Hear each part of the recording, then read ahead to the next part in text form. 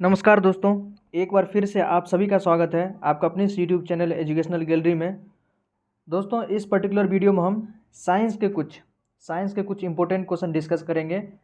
ये previous year में आए हुए क्वेश्चन सब हैं। आगे आपका जो भी आपका एग्ज़ाम है दोस्तों, अगर उसमें साइंस का क्वेश्चन पूछता है तो उसके लिए आप लिए बेनिफिटेड रहेगा। आप जितना ज़्यादा क्वेश्चन का प्रैक्टिस करके जाइएगा, जितना ज़्यादा क्वेश्चन देख के जाइएगा, प्रीवियस ईयर का क्वेश्चन कहीं का भी हो दोस्तों जरूर देखना चाहिए। कॉम्पिटिटिव एग्जाम का मतलब आप कॉम्पिटिटिव एग्जाम का प्रिपरेशन कर रहे हैं, अपने सिलेबस का जरूर देख के जाना चाहिए ताकि आपको पता लगे कि क्वेश्चन कहाँ कहाँ से पूछा जा रहा है। ओके, तो साइंस पे कुछ बेस्ड क्वेश्चन है, उसी को हम आज यहाँ डिस्कस करेंगे। जो भी आपका एग्जाम है आने वाले दिनों में, चाहे बीपीएससी का कोई एग्जाम हो, assistant public sanitary waste management officer का एग्जाम हो, उसमें साइंस बढ़िया पूछा जाएगा। बिहार एसएससी का एग्जाम है, उसमें 25 नंबर का साइंस पूछा जाएगा। आने वाले दिनों में जो भी आपका एग्जाम है दोस्तों, सब के लिए बेस्ट रहेगा। स्टार्ट करते हैं दोस्तों क्वेश्चन नंबर फर्स्ट से। जितना ज़्यादा क्वेश्चन आप प्रैक्टिस करिएगा उतना ज़्यादा आपके लिए बेटर रहेगा दोस्तों। ओके, तो स्टार्ट करते हैं क्वेश्चन नंबर फर्स्ट से। देखिए, फर्स्ट है, मानव शरीर में ह्यूमन बॉडी में जो डिहाइड्रेशन निम्नलिखित में से किसके कमी के कारण होता है। डिहाइड्रेशन आसान क्वेश्चन है, आप जानते होंगे। डिहाइड्रेशन का मतलब होता क्या है? डिहाइड्रेशन डी का मतलब होता है दोस्तों डेफिशिएंसी। हाइड्रेशन का मतलब क्या होता है? पानी। हाइड्रेशन शब्द हम लोग यूजुअली पानी के लिए यूज़ करते हैं। तो पानी की कमी हो जाना हमारे शरीर में। ओके, तो किसके कमी के कारण? तो आंसर तो आप ऐसे ही बता सकते हैं, पानी की कमी के कारण। लेकिन थोड़ा वो समझिए कि पानी कमी क्यों हो जाता है। जैसे समर टाइम का दोस्तों आप एग्जाम्पल ले सकते हैं। समर सीजन में क्या होता है? गर्मी के समय में, अभी जैसे गर्मी ही है, तो आप पानी जितना पीते हैं उससे ज़्यादा आप पानी स्वेट कर देते हैं, पसीने के रूप में, यूरिन के रूप में पास कर देते हैं। आपके शरीर में पानी जितना होना चाहिए उतना नहीं रह पाता है, तो पानी की कमी हो जाती है, जिसके कारण डिहाइड्रेशन हो जाता है। ओके, ये हमारे मेटाबॉलिज्म को मतलब थोड़ा बहुत गड़बड़ कर देता है, तो पानी खूब ज़्यादा पीना चाहिए। यही डिहाइड्रेशन था, पानी की कमी। सेकेंड क्वेश्चन देखते हैं। कुपोषण की समस्या से लड़ने के लिए भारत सरकार हाल ही के दिनों में डबल फोर्टिफाइड नमक। देखिए दोस्तों, साइंस यद्यपि क्वेश्चन है प्रीवियस ईयर का, आपके सिलेबस से रहेगा, लेकिन उसको क्या करेगा, नया क्वेश्चन बन ही नहीं सकता। नया क्वेश्चन कहाँ से बनेगा दोस्तों? उतना सारा नया क्वेश्चन नहीं बन सकता है।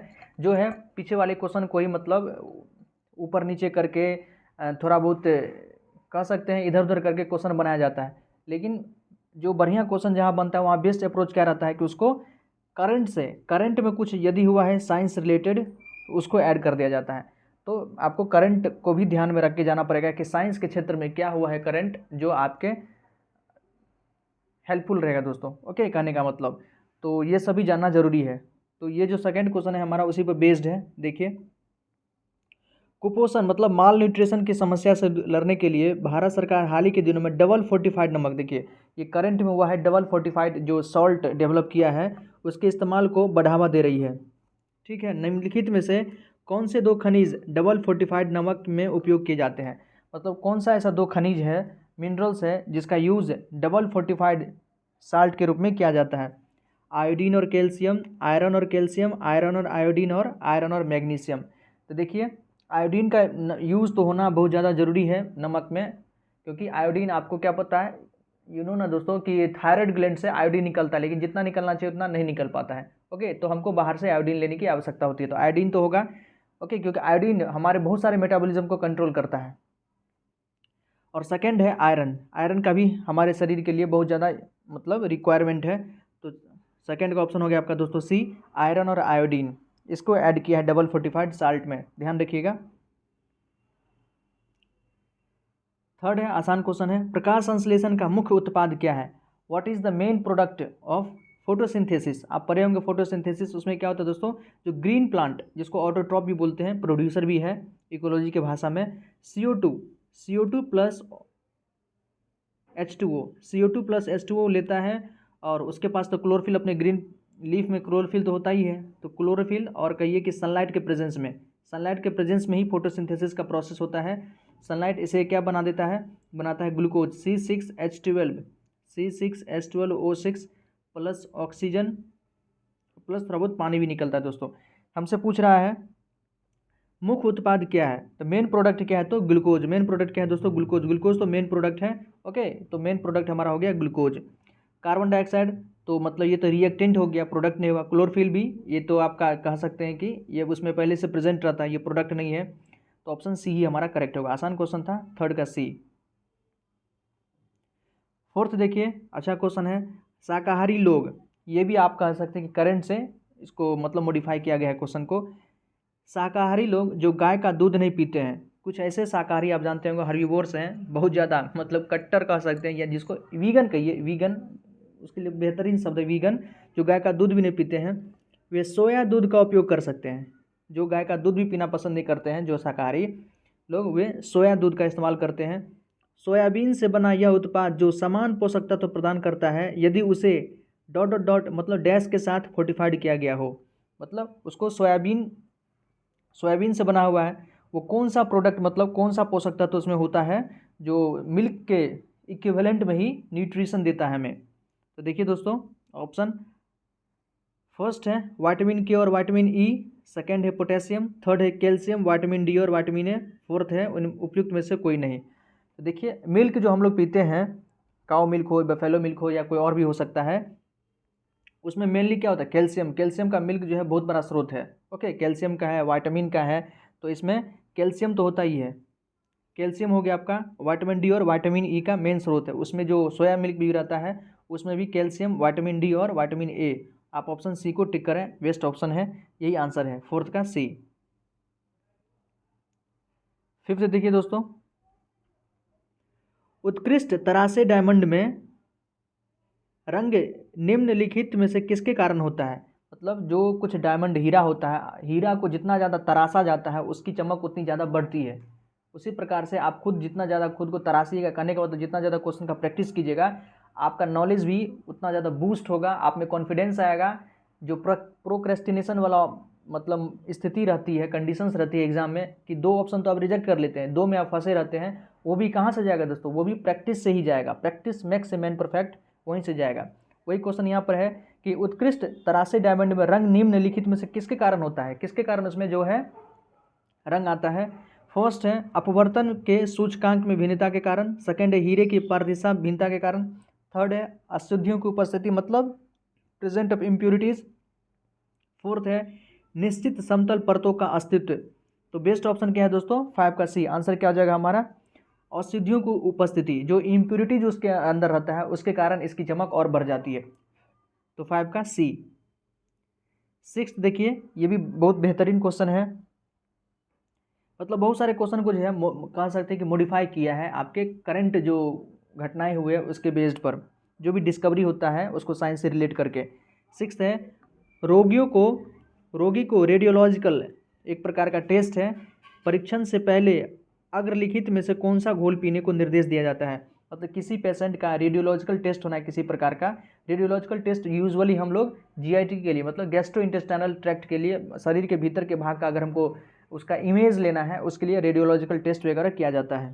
हड्डी के लिए एक्सरे किया जाता है, आप जानते होंगे। उसी प्रकार से जीआईटी आपका जो है स्टोमक हो गया, लीवर वगैरह का अगर फोटो लेना है, इमेज लेना है उसका, किडनी का लेना है, ओके, तो इसके लिए रेडियोलॉजिकल टेस्ट किया जाता है। तो उसमें उससे पहले पेशेंट को एक प्रकार का घोल लिक्विड सोल्यूशन पिलाया जाता है, जो क्या किसका बना होता है, तो बना होता है दोस्तों बेरियम सल्फेट का। किसका, बेरियम सल्फेट का। ये जो बेरियम होता है एक सफ़ेद रंग का सूखा पाउडर होता है दोस्तों, ओके, उसको किसी भी पानी के साथ मिला के आपको पिला दिया जाता है। एक अच्छा मतलब क्या होता है, उसको कहते हैं गुड एब्जॉर्बर होता है बेरियम, गुड एब्जॉर्बर होता है। ये जाके हमारे जो जीआईटी का वॉल है, आप कह सकते हैं ईसोफेगस है, स्टोमक है, इस सब के वॉल से जाके चिपक जाता है, और जब उसका रेडियोलॉजिकल टेस्ट किया जाता है तो वहाँ से उसको पता चल जाता है। ओके, ये तो आपका मेडिकल साइंस का हो गया, लेकिन हमें ध्यान रखना है कि बेरियम सल्फेट का मतलब उसको सॉल्यूशन पिलाया जाता है। 6 का डी।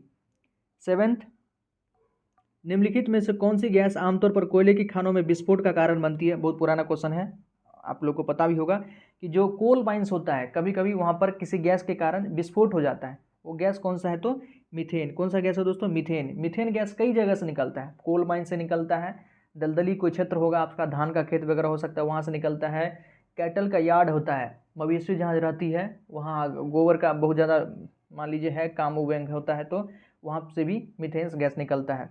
तो मीथेन गैस के कारण वहाँ पर विस्फोट हो सकता है। तो 7th का बी।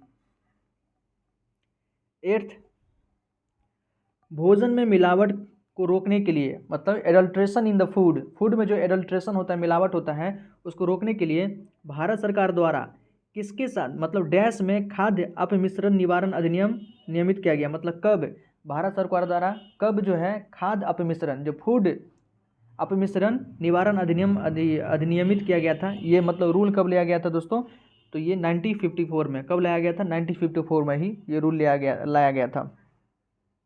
8 का ऑप्शन ए ध्यान रखें कि अपमिश्रण निवारण अधिनियम अधिनियमित कब किया गया था, तो 1954 में। 9th, निम्नलिखित में से किस गैस का प्रयोग फलों को असमय पकाने के लिए किया जाता है। आसान क्वेश्चन है, आप देखे हुए होंगे, कई बार पढ़े भी होंगे, और मोस्ट रिपीटेटिव क्वेश्चन है दोस्तों। अक्सर ये क्वेश्चन पूछा जाता है, यदि प्लांट ग्रोथ हार्मोन से अगर कोई क्वेश्चन पूछना हुआ तो अक्सर यही क्वेश्चन पूछ दिया जाता है। ओके, तो किस गैस का प्रयोग किया जाता है असमय, मतलब किसी का समय नहीं हुआ है, कह सकते हैं समय से पहले। जैसे केला को पकाने में यूज़ होता है, आप देखे होंगे। मैंगो का सीजन वैसे जून जुलाई में है, लेकिन आपको मार्च से ही अवेलेबल हो जाता है, कहीं कहीं तो फरवरी से ही अवेलेबल हो जाता है, और कुछ तो कहिए तो सदाबहार होता है मैंगो, उसका बात नहीं कर रहे हैं। लेकिन अपने यहाँ मैंगो जो है जून जुलाई में आना मतलब उसका मेन सीजन होता है, खुद पकता है। लेकिन आप जानते हैं उसका प्री मेच्योर उसको मतलब पका दिया जाता है, किस गैस के कारण, तो एथिलीन। वो गैस कौन सा है, एथिलीन दोस्तों। एथिलीन का फॉर्मूला क्या होता है, C2H4। ये भी आपसे कहीं पूछ सकता है, ये क्या इसको कह सकते हैं, इसका कॉमन नेम क्या हो सकता है, तो इथीन।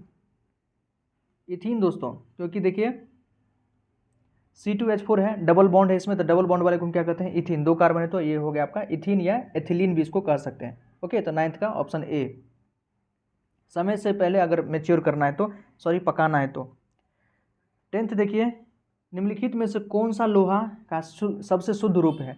लोहा का भी कई सारा रूप होता है। लोहा जो आप इतना देखते हैं मजबूत होता है, तो ऐसे ही मजबूत नहीं होता दोस्तों, उसमें भी इम्प्योरिटीज़ मिलाया जाता है। तो हमेशा इम्प्योरिटीज़ का मतलब ये मत समझिए कि उस मतलब वो ख़राब काम ही करेगा। इम्प्योरिटीज़ मिलाने से कभी कभी कुछ बेहद अच्छा भी कोई प्रोडक्ट बन जाता है। तो देखिए कौन से लोहे का सबसे शुद्ध रूप है, सबसे प्योरेस्ट फॉर्म ऑफ लोहा कौन है आपका, पिटवा लोहा। कौन है दोस्तों, पिटवा लोहा जो प्योरेस्ट फॉर्म ऑफ आयरन कह सकते हैं। 10th का डी। 11th, निम्नलिखित में से किस रसायन को मिट्टी का विट्रियोल भी कहा जाता है। ये भी डायरेक्ट क्वेश्चन है, मिट्टी का विट्रियोल किसको कहते हैं, तो ये है आपका एल्युमिनियम सल्फेट। 11th का भी, एल्युमिनियम सल्फेट को सॉइल का विट्रियोल भी कहा जाता है। 12th, पदार्थ की इनमें से किस अवस्था का घनत्व न्यूनतम होता है। मतलब मैटर का वो कौन सा स्टेट है, स्टेट ऑफ मैटर वो कौन सा है जिसका डेंसिटी सबसे कम होता है। आसान क्वेश्चन है, आप जानते होंगे कि मैटर कितने प्रकार का है। सॉलिड लिक्विड गैस के बारे में हम लोग यूजुअली पढ़ते हैं, वैसे प्लाज्मा भी होता है। तो हमें सॉलिड लिक्विड गैस अगर देखना पड़े, सबसे कम डेंसिटी किसका होता है, तो गैस का डेंसिटी सबसे कम होता है। ओके, तो हमारा क्या हो गया, ऑप्शन सी 12th का सी, गैसीय। 13 देखिए, निम्नलिखित में से कौन सी किरणें वायुमंडल में उपस्थित ओजोन परत द्वारा अवशोषित होती है। इसमें से वो कौन सा रे है जो एटमॉस्फेयर में, समताप मंडल में कह सकते हैं, जो ओजोन लेयर है वो उस रे को एब्जॉर्ब कर लेती है। तो हमारा कौन है, पैरावैग्निक किरण। कौन है, पैरावैग्निक किरण। ना जो रे का अगर कहे गामा, आप पढ़े होंगे गामा एक्स यूवी विजुअल, ये वेवलेंथ का ऑर्डर होता है, जिसमें गामा का जो वेवलेंथ सबसे कम होता है, और एनर्जी इजकल टू hc/λ पढ़े होंगे दोस्तों। लेमडा जितना कम होगा एनर्जी उतना ज़्यादा होगा। तो गामा का जो लेमडा होता है सबसे कम होता है, वेवलेंथ उसका सबसे कम होता है, एनर्जी सबसे ज़्यादा होती है। एक्स में भी एनर्जी बहुत ज़्यादा होती है, यूवी में भी एनर्जी बहुत ज़्यादा होती है, और उसके बाद है विजुअल, जो अर्थ पे आता है, विजुअल स्पेक्ट्रम का लाइट आता है, जिसके अंदर वायलेट, इंडिगो, रेड, ये सब आप जानते होंगे। ठीक है, तो यूवी जो है दोस्तों, इसका एनर्जी थोड़ा ज़्यादा होता है, तो इसको एब्जॉर्ब कर लेता है कौन, स्ट्रेटोस्फीयर, समताप मंडल, जिसको एब्जॉर्ब कर लेता है, अर्थ पे नहीं आने देता है। यदि ये अर्थ पे आ जाए तो स्किन कैंसर कॉज कर सकता है। ओके, तो ध्यान रखें।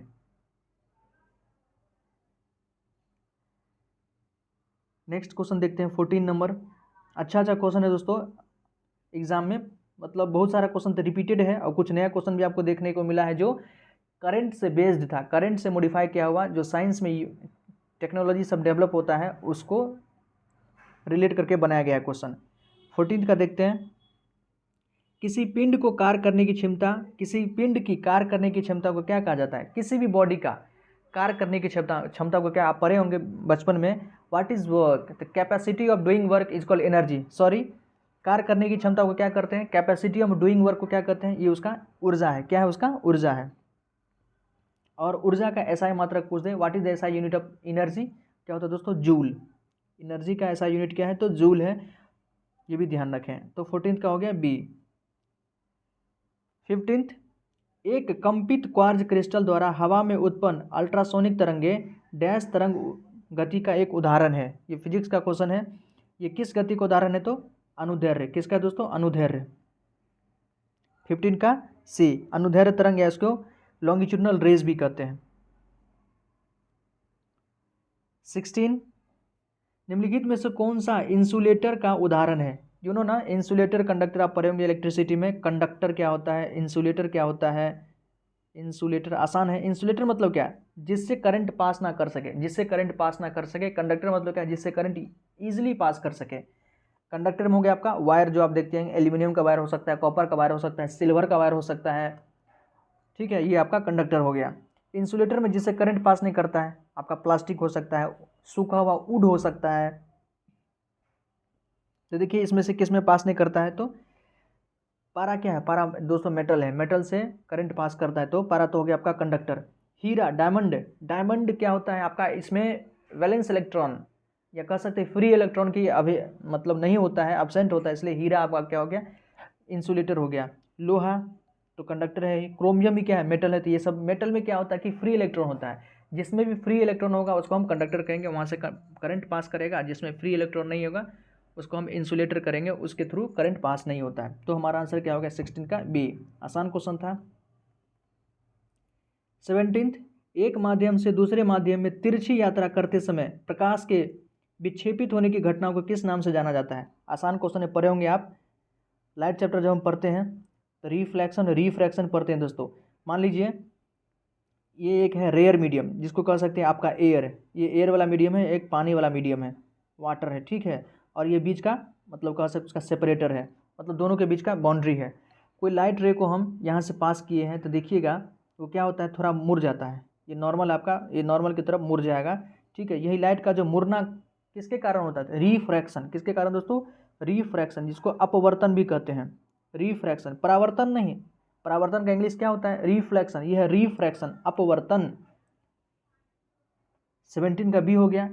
रिफ्रैक्शन आप कभी करके देखे होंगे, जब आप पानी भरते हैं दोस्तों, बकेट में बाल्टी में पानी भरते हैं, देखिएगा, और कोई छोटा कॉइन डालिए या मग आपका छोटा होता है, आपको लगेगा कि वो आपको दिखेगा कहीं और, लेकिन जब आप हाथ उसमें डालते हैं तो वो कहीं और रहता है, उसकी स्थिति कहीं और रहता है।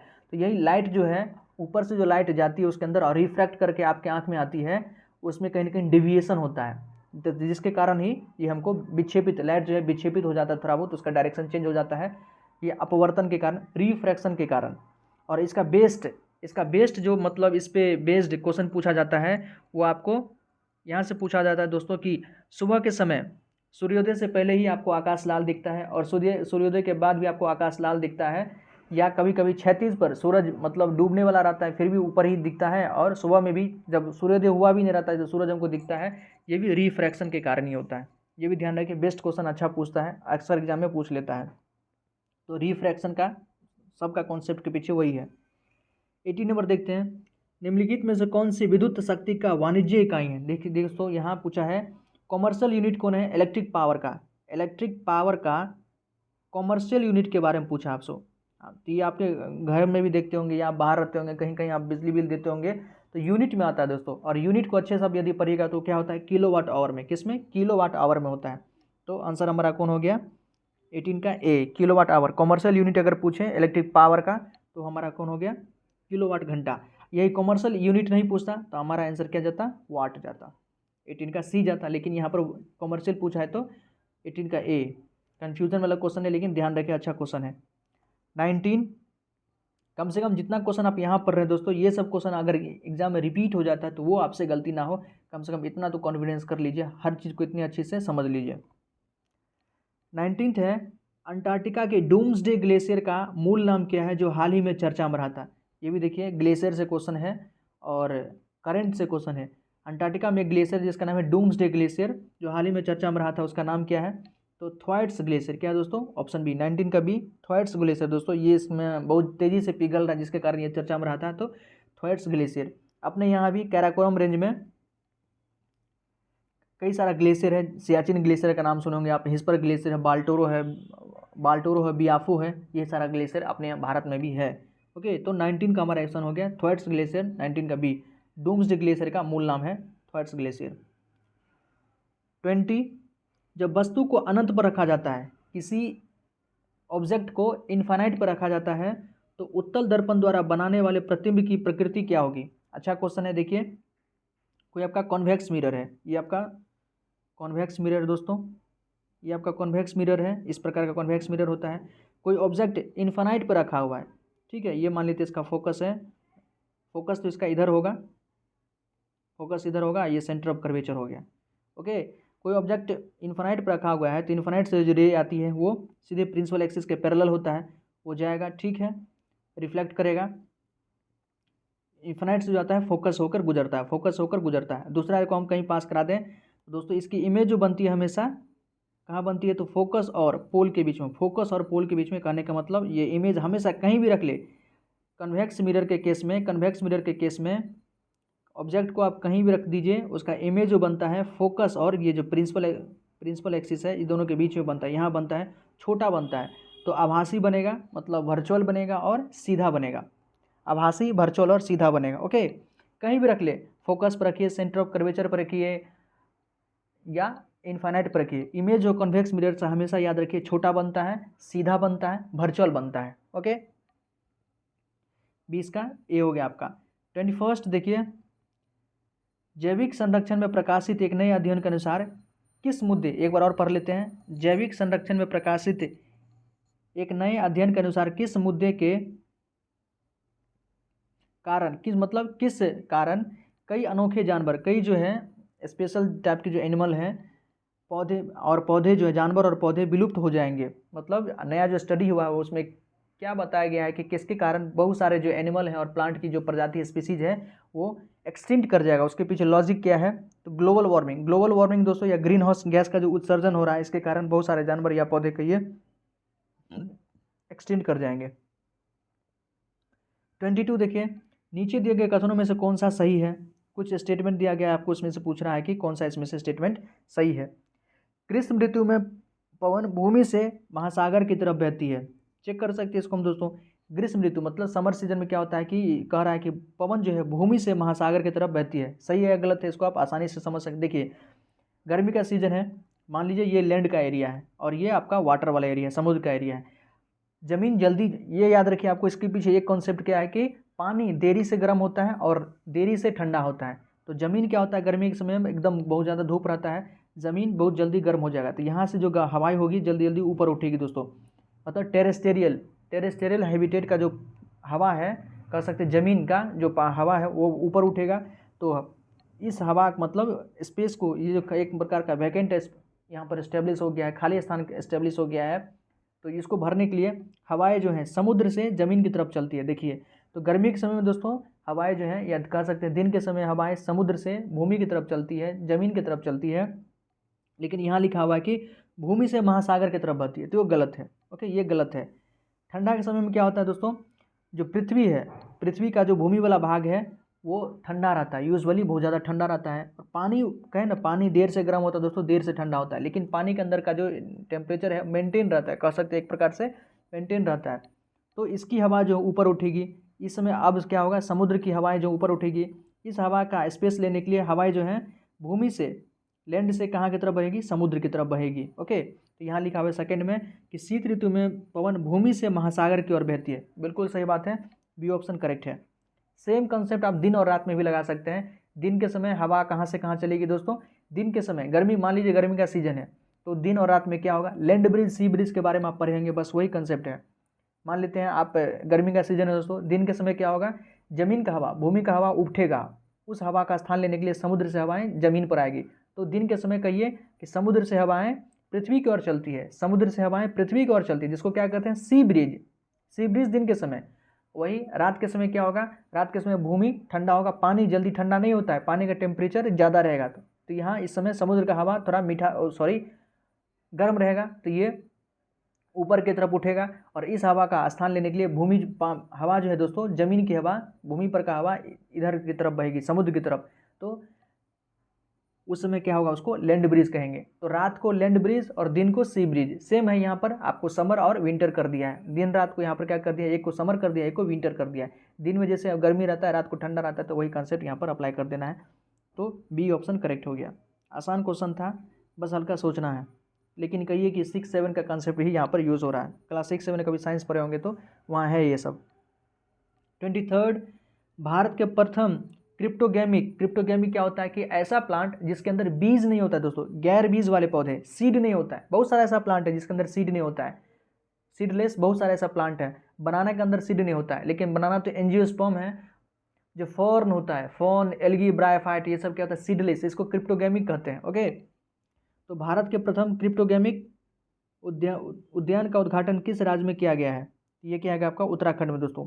फूलों की घाटी पूछ ले और क्रिप्टोगैमिक गार्डन के बारे में पूछे तो उत्तराखंड हमारा आंसर हो जाएगा 23 का सी। ये देखिए करंट से, यहाँ साइंस क्या है, क्रिप्टोगैमिक शब्द बायोलॉजी का शब्द है। ओके, क्रिप्टोगैमिक होता है बायोलॉजी का टर्म है, और इसको करंट से रिलेट कर दिया है। तो क्वेश्चन को कहिए कि बेहतरीन क्वेश्चन बना दिया है। तो 23 का सी। यहाँ से आपको करंट भी पूछ लिया और साइंस भी पूछ लिया है। 24, निम्नलिखित में से कौन सी ग्रंथि मास्टर ग्रंथि है, मतलब कौन सा ग्लैंड, किस ग्लैंड को हम मास्टर ग्लैंड भी कहते हैं? तो आप जानते होंगे पीयूष, या उसी को पिट्यूटरी ग्लैंड भी कहते हैं दोस्तों। पिट्यूटरी ग्लैंड या पीयूष ग्रंथि, पिट्यूटरी ग्लैंड कहाँ होता है? तो हमारे ब्रेन में सेला टर्सिका एक कैविटी है, ओके, स्फिनोइड बोन के अंदर। उसके अंदर क्या होता है, सेला टर्सिका एक गड्ढा है, जिसके अंदर क्या होता है, पीयूष ग्रंथि होता है, पिट्यूटरी ग्रंथि होता है, इसको मास्टर ग्लैंड भी कहते हैं। और मास्टर ऑफ मास्टर पूछ ले, मास्टर ऑफ मास्टर, तो वो हाइपोथैलेमस होता है हमारा।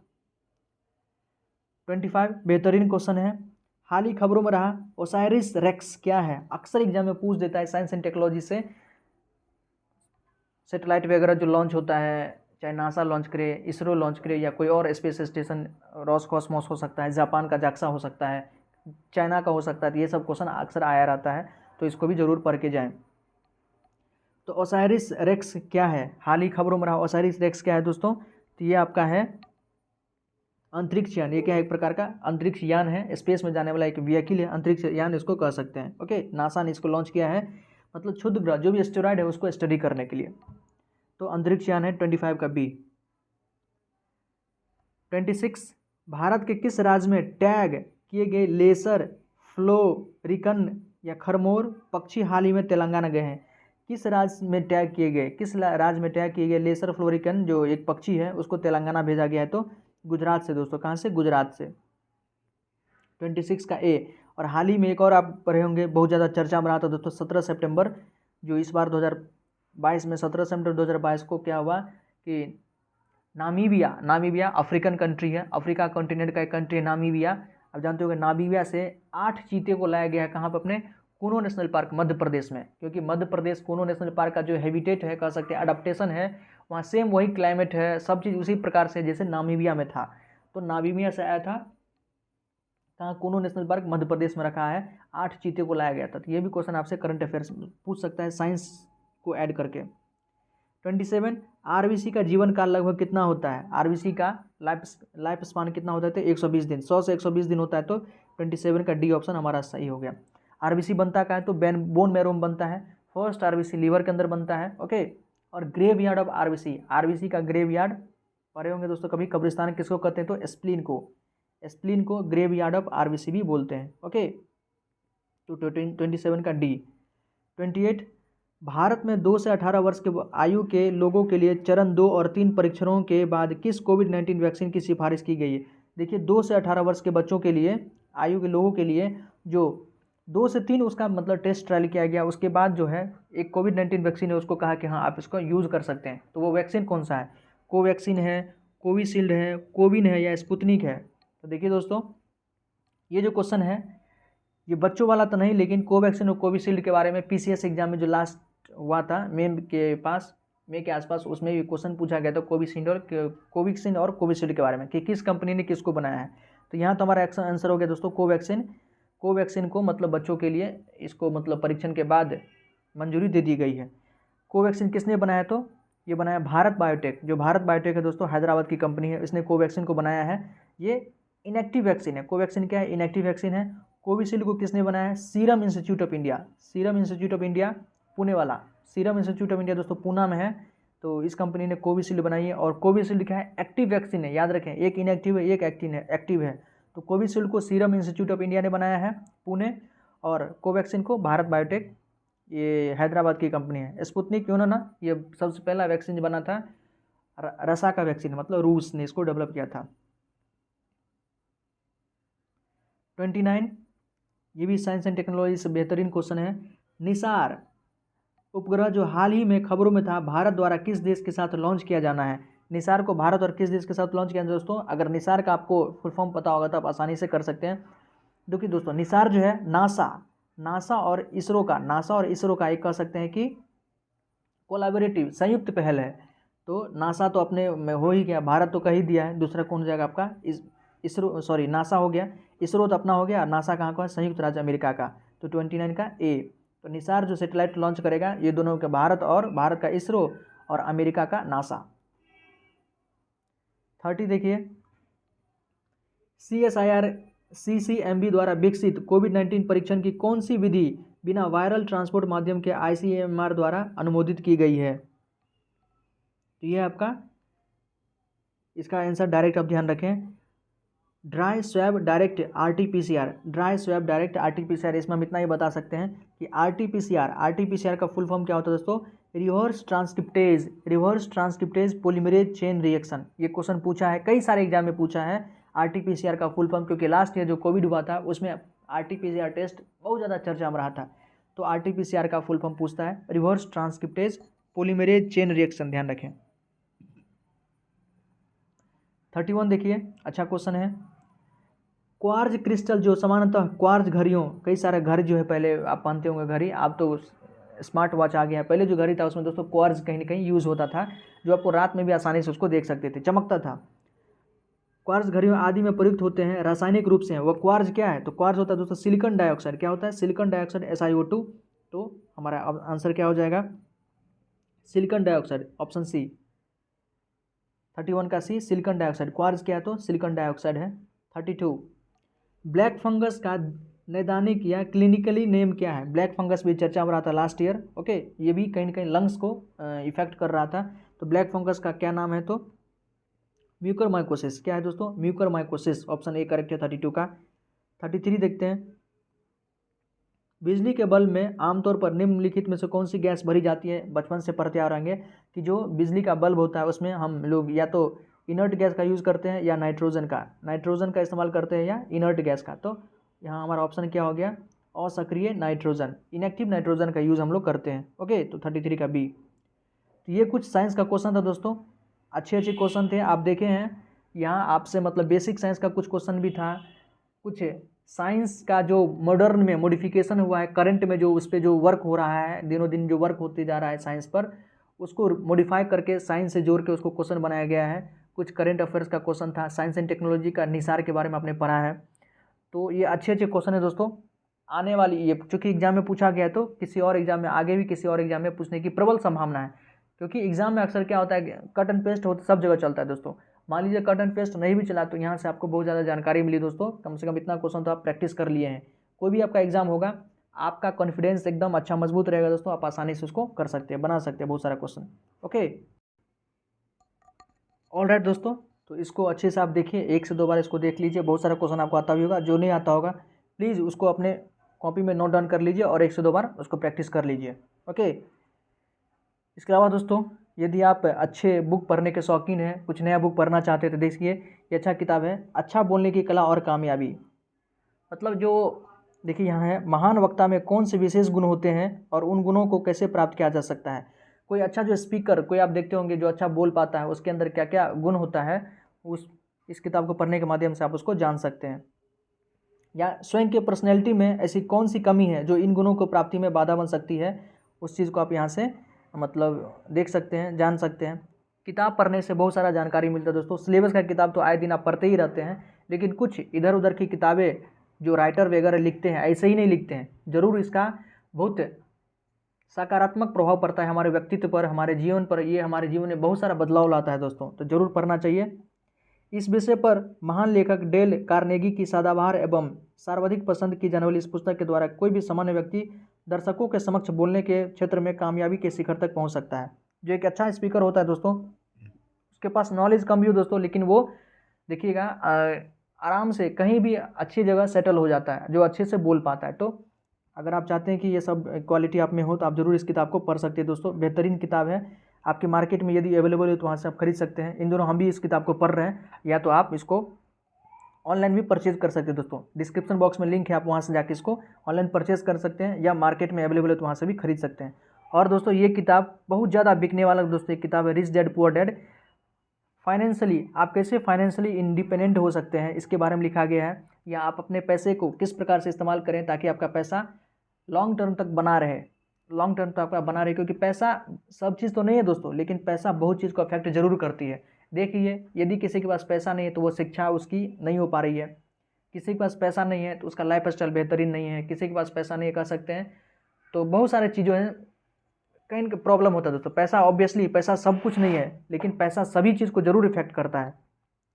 देखिए, यह पुस्तक इस मिथक को तोड़ती है कि अमीर बनने के लिए ज़्यादा कमाना जरूरी है, खासतौर ऐसी दुनिया में जहाँ तकनीक, रोबोट और ऐसी एक वैश्विक अर्थव्यवस्था नियमों को बदल रहे हैं। मतलब जैसा कि अभी मानना है कि अमीर बनने के लिए आपको ज़्यादा कमाना जरूरी है, इस मिथक को, ये मतलब एक प्रकार का कह सकते हैं कि ये गलत लॉजिक है लोगों का।